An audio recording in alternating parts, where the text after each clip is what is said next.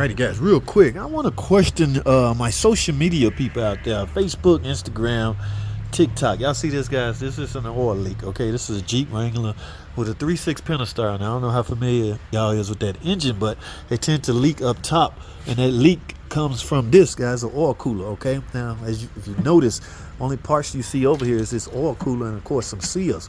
But I gave a different estimate than what parts I'm receiving, guys.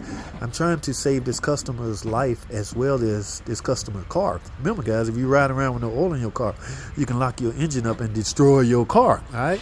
Now, but which one is more important, okay? Take a look at this. I also wrote up brakes, all right? As you can see, these brakes are metal to freaking metal.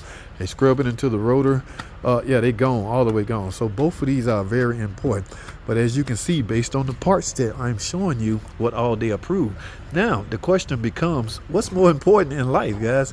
Are you trying to save your vehicle's life, or are you trying to save your life? Okay, you would think that would be an easy decision to make. I'm not sure.